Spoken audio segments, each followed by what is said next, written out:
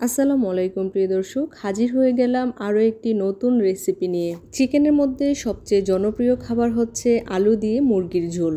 এটা বাঙালির প্রতিটা ঘরে ঘরেই সবার অনেক পছন্দনীয় একটি খাবার, যেটা ছোট থেকে বড় সবাই অনেক পছন্দ করে থাকে। আজ আমি আপনাদের করে দেখাবো আলু দিয়ে চিকেনের ঝোলের রেসিপি। চলুন তাহলে শুরু করা যাক আজকের রেসিপি। এখানে আমি 1 কেজি 100 গ্রাম চিকেন নিয়েছি। চিকেনটাকে কেটে ভালো করে ধুয়ে নিয়েছি।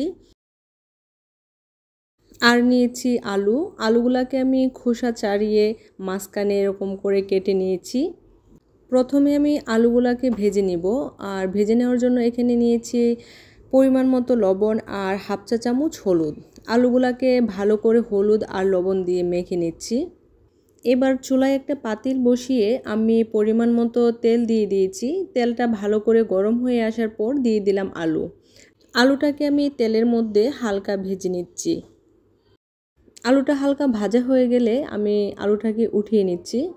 একই তেলে আমি দিয়ে দিচ্ছি 1 কাপ পেঁয়াজ কুচি,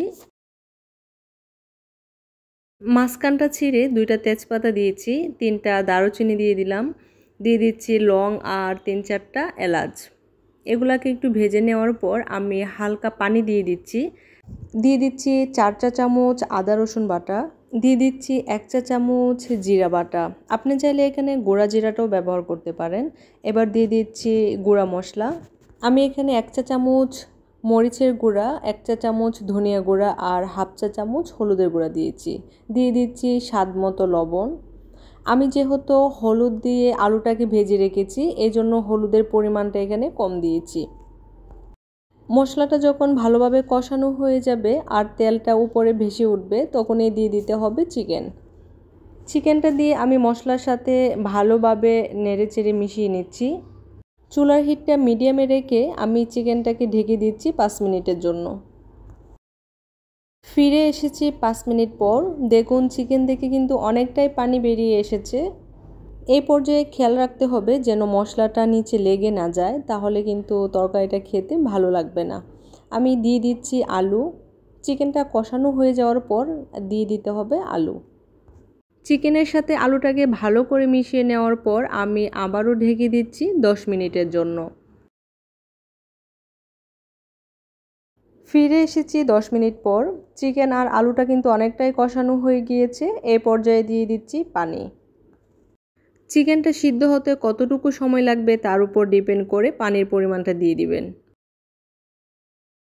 আবারও ঢেকে দিয়ে সিদ্ধ হওয়া পর্যন্ত অপেক্ষা করছি। 10 মিনিট পর একবার ঢাকনাটা খুলে আমি এখানে গরম মশলা দিয়ে দিচ্ছি। তারপর আবারও ঢেকে দিচ্ছি একদম পারফেক্টভাবে হয়ে আসা পর্যন্ত। আমার আলু দিয়ে চিকেনের ঝোলটা পারফেক্টলি হয়ে গিয়েছে। আমি তরকারির ঝোলটা আরেকটু শুকিয়ে তারপর নামিয়ে নিচ্ছি। যারা এখনও আমার চ্যানেলটি সাবস্ক্রাইব করেননি, প্লিজ আমার চ্যানেলটি সাবস্ক্রাইব করে দিবেন।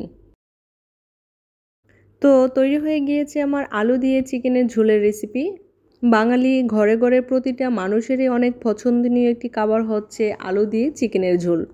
তো আশা করছি আজকের রেসিপিটি আপনাদের কাছে অনেক ভালো লেগেছে। সবাই ভালো থাকবেন, সুস্থ থাকবেন। দেখা হবে ইনশাআল্লাহ নতুন কোনো রেসিপি নিয়ে। আল্লাহ হাফেজ।